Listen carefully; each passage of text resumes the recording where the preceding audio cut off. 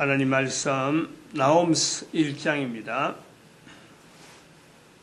나홈스 1장 1절에서 끝절까지 말씀 교독합니다. 1절 말씀 제가 먼저 받들어 봉독드립니다. 니느에 대한 중한 경고 곧 엘고스 사람 나홈의 묵시에 그리라.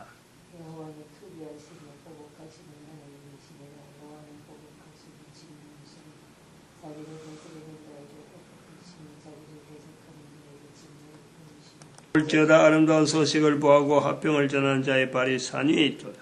유다야 내 절개를 지키고 내 소원을 갚을지어다. 악인이 진멸되었으니 그가 다시는 내 가운데로 통행하지 아니하려다. 아멘. 나홈스 1장 15절 아름다운 소식을 보하고 화평을 전하는 자의 발이 산 위에 있도다. 지금부터 한 2500년, 3000년, 2500년하고 3000년 전 사이에 이 사건이 분명히 있다 이렇게 봅니다. 지금부터 그건 기원전 내용이고, 이게 지금 제가 아침에 이 말씀을 읽으면서 이런 또 생각이 들어요. 3절, 4절, 5절에 있는 내용을 이래 볼 때, 3절, 4절에 이 내용이 4절에 특히 바다를 꾸짖어 그것을 말린다. 모든 강을 말린다. 5절에 산들이 진동하고 작은 산들이 녹는다. 그 앞엔 땅과 세계와 그 가운데 거하는 자를 솟아오른다. 이 내용을 가만 보면 말이죠. 우리나라하고 일본 사이에 이것이 증거라. 증거. 일본 사이. 그 당시에 지금부터 한 2500년 전 아니면 3000년 전에 한반도와 일본이 분리되는 저 알래스카의 알래스카 동서의 대륙 자체가 북쪽에서 불어나는 그 물을 견디지 못해서 이제는 나눠지는 그 사태로 인해서 일본과 한반도가 일본 섬하고 한반도라고 하는 이 대륙이 갈라지는 사건이 요때 있은 게 아닐까. 그 내용을 지금 말씀하시는 게 아닐까. 제가 그 생각이 드는 거예요. 7절에, 8절에 범람한 물이다. 범람한 물이 그것을 진멸한다. 이 내용을 연결하면 그건 그렇지 않았겠느냐. 분명히 물이 갈랐기 때문에 일본하고 지금 한반도가 이렇게 갈라진 거는 분명한 어떤 사실이고, 필리핀도 아마 그래서 해서 지금 많은 섬들이 쪼개져서 있는 그런 현상이 아닐까. 물살 때문에 나타났던 대만과 중국이 또 갈라지는 그런 어떤 현상이 필리핀, 대만, 이런 또 인도네시아 이런 여러 가지 섬나라들이 아마 이런 정상에서 갈라진 것이 아닐까 이래 봅니다. 아무튼 여기 2500년 전, 3000년 전에 이 사건으로 해서 이 내용이 오늘날 우리에게도 문화적으로도 남아있는 내용으로서는 15절에 아름다운 소식을 보하고 화평을 전하는 발이 산 위에 있다. 그래서 바벨론에 갔던 이스라엘 백성들이 페르시아로 국가로 바뀌면서 인도로 내려오고, 인도로 내려왔던 이들 중에서 분명히 예수님 오시기 전에부터 동쪽으로 가는 이 발걸음이 있었다. 동쪽으로 가는 발걸음이 있었다. 그것은 왜 동쪽으로 가느냐? 빛이죠, 빛. 우리가 이거는 부인할 수 없잖아요. 빛을 찾아서. 빛을 비추는 당시의 신앙이라는 것은 우리가 생각하는 이런 성경을 보고 성경에 있는 대로 예수님을 믿는 이런 신앙만 볼 수 없는 거예요. 이런 것으로도 형성되었다. 이건 우리가 볼 수 없습니다. 창세기 10장에도 있는 벨렉의 후손들과 벨렉과 욕단, 그들이 동쪽을 향해서 나갈 때 바벨탑 사건에 의한 빛을 찾는 거예요. 빛을 인류들에게 보여줘야지. 빛에 거론되어지는 그 내용을 알려줘야지 하는 그 소망이 벨렉으로 하여금, 욕단으로 하여금 동쪽으로 향하게 하다가 그걸로 벨렉은 중단하고 욕단은 진행을 한다. 욕단과 그가 가족들이. 그래서 바이칼 호수까지 분명히 같이 왔다가 거기서 흩어진다. 지금부터 한 5,000년 전, 6,000년 사이란 말이야. 지금부터 6,000년 전 사이. 이런 영향이 이스라엘 백성들에게 여전히 빛에 대한 동경이 있단 말이죠. 그래서 바벨론 포로, 그래서 페르시아로 갔던 사람들 중에서 인도로 내려온 이 사람들이 후대 연결되면서 586년, 그 다음에 600년, 586년, 400년 이래 넘어오면서 300년 한 대 한 대 건너오면서 이 사람들이 인도에서 미얀마에서 중국으로, 중국에서 이제는 그 해안가로, 중국 내륙지대에서 해안가로, 그리고 대한민국까지 오면서 빛을 찾아오는 거예요. 빛. 거의 동쪽, 우리나라 동쪽 끝에 AD 1세기경 되기 전에 한국에 왔다는 거예요. 그때는 복음이 없는 거예요. 그때는 예수 그리스도에 대한 내용이 없는 거예요. 단지 빛. 그 찾아서 빛이 도대체 동쪽에서 해가 뜨는데 그 빛에 어떤 내용을 소망을 두고 동쪽 끝에 왔던 사람들, 그것이 그 박혁거세에 대한 내용이 남아있는 거예요. 어선, 여자, 어선이라고 하는 그 사람으로 하여금 어선이 바다를 이래 다스리는 나름대로 하나의 관료 위치에 있었던 거예요. 관료. 신라의 여러 가지 제도 중에서 보면은 뭐 불을 다스리는, 불을 관장하는 여러 가지 또 종사하는 사람, 또 물을 종사하는 사람, 요래 있는데 종사하는 사람보다도 관리하는 사람의 또 제목이 직책이 있는 거예요. 그 박흑교수에 관계된 동쪽에 있는 그 사람 여자, 중국 쪽에서 넘어왔다 그러는데 정체를 알 수 없네요. 뭐 공주인지 어딘지 알 수 없는 그런 재료로 우리가 남아 있단 말이에요. 그리고 또 우리가 뭐 지역에 따라서 좀 틀리면 제가 경남 사람이니까 이 내용을 우리가 가슴에 좀 나름대로 품고 있는 것이 12월 달 되면 다른 지역에서는 제가 이사를 다니면서 내가 그렇게 심한 걸 몰랐어요. 그런데 내 어릴 때 지금도 우리 어머니 모친이 계시지만은 동지 팥죽 먹는 건요 어마어마한 큰 행사였어요. 동짓날 팥죽 먹는 것은 큰 행사였다니까. 성탄절이 왜 내가 그걸 안 하냐면 우리 집만 그런 줄 알았는데 왜 내가 그걸 잘 안 하면은 성탄절 때 그때 우리 새벽송 돈다고 막 학생 때 다니보면요 그게 동짓날 다음 날이야. 동짓날 다음이 그 성탄절 거이거든요. 24일이고 이건 22일이고 어떤 데는 23일 할 때도 있고 동짓날이. 그러면은 팥죽 내는 집이 굉장히 많았어요. 팥죽. 집집마다 팥죽을 내더라고요. 팥죽에 먹는 사람들이 굉장히 많다는 거예요. 그 동지 팥죽이라는 것이 가만 보면요 성경 안에 있는 거예요. 성경에. 성경의 내용이에요. 동지 팥죽이. 그게 마치 우리가 고정이 안 돼서 그렇지 우리가 그 당시 그렇게 이야기를 하기도 그랬어요. 교회에서. 이건 마치 이스라엘 백성들이 가나안 땅에서 애굽 땅에서 나올 때 급하게 먹는 음식 그리고 피를 양쪽에 뿌리는 거 이런 거를 다 같이 함축되어 있는 거예요. 그 안에 동지 팥죽 안에 피색이란 팥이 붉게 피색이잖아요. 그래서 이런 것이 남아있는 것이 동지 팥죽을 먹고 하는 이것이 남쪽에 남아있는 거예요. 이거를 성경하고 연결해갖고 도대체 성경에 연결됐다면 누가 이런 일을 남겼을까 우리 민족 가운데. 그런데 북쪽에 오면은 동지 팥죽에 대한 이 개념이 이렇게 절절하지 않아요. 이사하고 나서 내가 부천 가고 이래 쭉 갈 때 그냥 경기도 쪽에 올라가니까 동지 파축을 그렇게 심하게 하지 않더라고.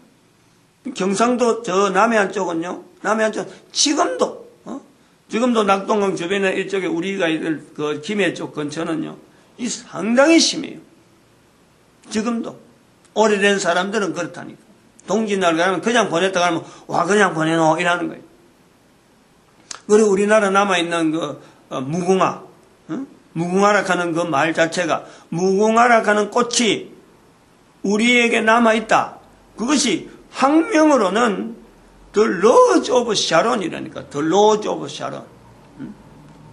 우리에게 남아있는 무궁화꽃이 피었습니다. 무궁화꽃이 피었습니다. 이 무궁화 꽃을 가지고 그렇게 나라의 어떤 상징으로 삼은 나라가 우리나라가 아주 그 특별한 거예요. 일제강점기를 지나오면서 특별히 이 무궁화에 대한 개념이 굉장히 깊은 거예요. 근데 그 내용이 상명이 뭐냐니까 The Rose of Sharon이라니까. 샤론의 장미라니까. 해석하면은 그래 영어로 해석하면 그런 거예요. 그럼 이런 흔적들, 이스라엘과 대한민국이 교류된 적이 없는데 2000년 동안 교류가 안 됐어요. 우리는 그냥 서로 떨어져 있어요. 그런데 너무나 비슷한 내용이 너무 많다는 거예요. 너무 많다. 그 언어 중에서도 인도 언어, 그렇지. 인도 언어. 쌀 하는 거, 쌀. 쌀이 많이 난다. 쌀이 있다. 쌀 하는 건요, 인도래, 인도. SAL, 쌀. 그것도, 경북 쪽에는 발음이 잘 안 되는, 쌀이라 하는 발음이 잘 안 돼갖고, 살. 늦게 받았다는 거예요. 발음이, 남쪽에 쌀 하는 그게 지금, 전국에 지금 어떤, 표준어란 말이에요. 쌀. 그게 인도에서 나온 언어다라는 것이 있단 말이에요. 그러니까 이런 것이 남아있는 이 내용과 더불어서 신라 지역에서 신라가 가지고 있던 또 가야라고 하는 그 형성되었던 그 문화 중에서 놓칠 수 없는, 아까도 제가 뭐 이런 바다 이야기하고 이래 했지만은, 불 다스리는 사람들 했지만은, 그 신라의 제도, 통일 신라 그 전에 신라의 제도 중에서 그 가만히 그 통치하는 내용을 보면은 그 행정기구 이런 걸 보면요, 이스라엘의 제도하고 그대로 흡사하다 하는 걸 알 수가 있어요. 이스라엘이 바벨론 포로되기 전에 남아있던 그 왕국의 형태가 신라의 모습하고 같다라는 것을 볼 수 있어요. 뭐로 보면 알 수 있냐 하면은, 이스라엘 백성, 신라의 그 통치 구조 중에서 보면은, 그게 그 자문기관이 있어요. 자문기관. 그 백제나 고구려는 안 그래요. 백제나 고구려는, 우리가 알듯이 백제, 고구려는 주몽으로부터 세워진 나라. 저 위에 부여의 아들, 헤모스의 아들이 그 주몽이 있는데, 그 주몽이 고구려를 세우고, 주몽의 또 아들 중에서 온조라고 하는 이 사람이 내려와서 백제를 세우는 거예요. 이거는 왕이라 하는 어떤 통치 권력, 이걸 1인 통치로 보는 1인 통치. 그래서 다스리는 거예요. 우수부터 내려오는. 그런데 신라는 그게 아니에요. 신라는 주변의 자문기관들, 주변에 있는 이런 어떤 화백제도, 주변에 있는 어떤 족장들, 또 주변에 있는 그 귀족들, 요 제도에 대한 이 협조를요, 철저하게 받는 거예요. 이 자체를 서로 상쇄시키고 왕이 이렇다 하는 건 나중에 후대에 나오는 후대야. 통일 신라 시대에 가면은 그렇게 돼서 왕 집권 시대에, 그래서 이차동이 죽고 하는 그 사건은 바로 여가하고 연결되어 있는.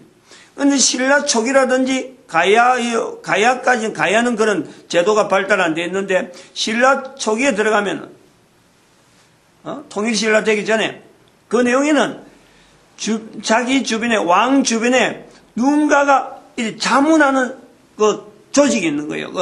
예를 들어서 오늘 우리 대통령 같으면은 그 청와대에 있는 이런 참모들이 있단 말이에요. 참모. 그 아주 중요한 어떤 요소들의 그들의 어떤 의견을 받아서 자문을 받아서 결정을 하고 회의를 해서 이렇게 그 국가를 통치하는 그 제도가 발달해 있는 거예요.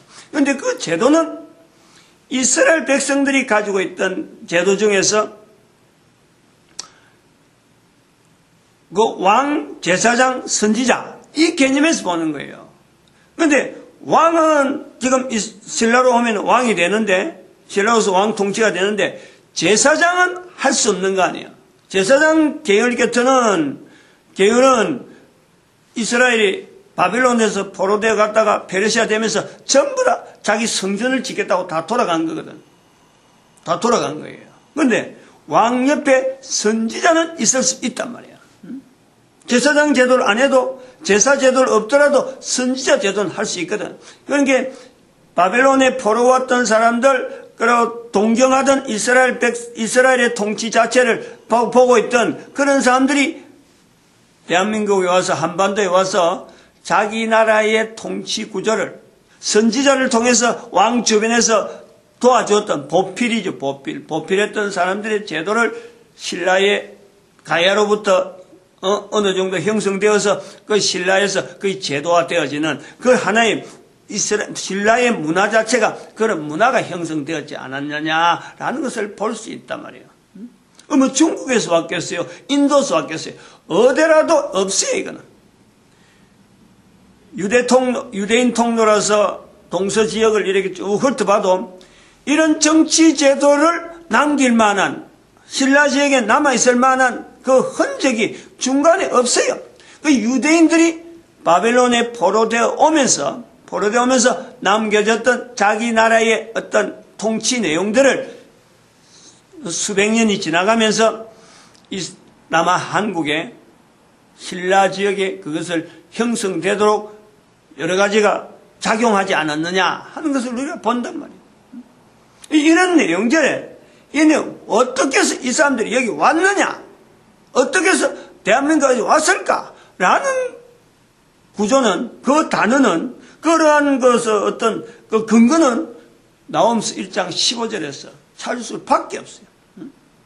하나님 앞에서의 절기 지키는 거고 하나님 앞에 선을 지키는 이스라엘 백성들, 그것의 아름다운 소식을 보하는 이들의 발걸음들, 그 발걸음들이 형성되면서 동쪽으로 아름다운 소식이라고 하는 빛을 찾아서 나오는 저들의 어떤 흔적들을 우리가 본다는 거예요. 그러다가 도마가 이제는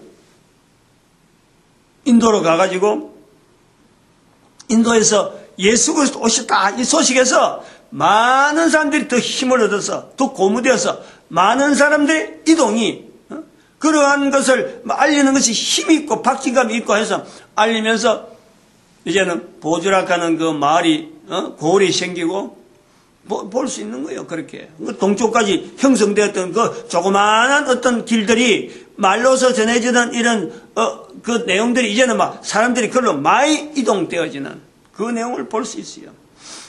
그냥 이게 뭐 그냥 내 추측이 아니라니까. 단순한 추측이 아니. 왜 단순한 추측이 아니냐면은 1680년대 1860년대 제가 자꾸 1600이라고 하는데 1860년대에 1830년부터 시작해서 1830년대 중국에 태평천국의 난이 생깁니다. 태평천국의 난이. 이 태평천국의 난이 나중에 1860년 되면 30년 후에 이 무마가 되는 거예요. 완전히 제거된단 말이에요.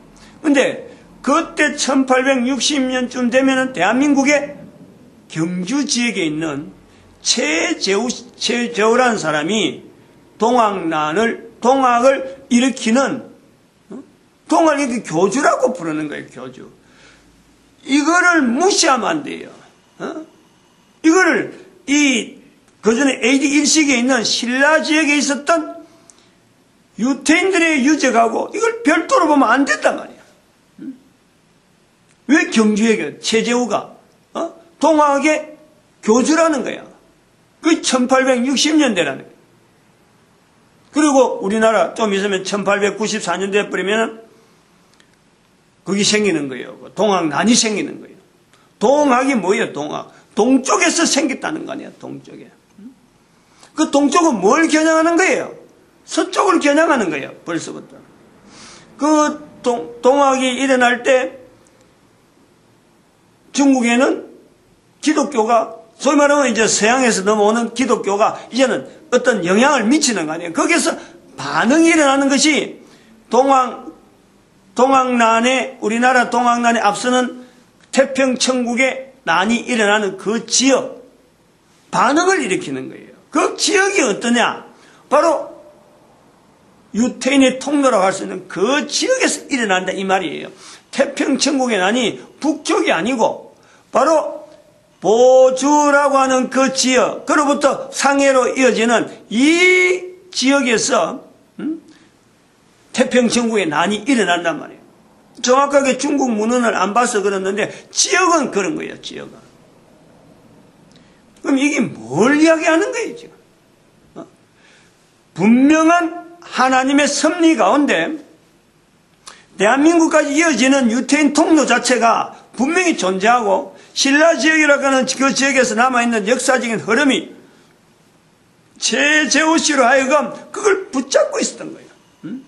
다른 데로 이어지는, 지금도 경주 지역에 가면은, 안 그러면 김해 쪽으로 가면은 옛날에 어른들이 남긴 그 어떤 자료들을 지금도 붙잡고 있는 사람이 있거든.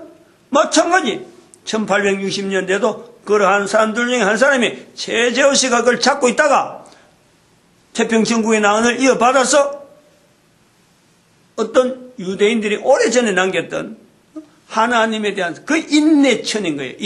사람이 즉 하늘이다 하는 인내천을 그 동학이 일으키는 거예요. 분명히 연결해 볼 수 있는 부분이라 봅니다. 기도드립니다. 마칩니다. 할렐루야.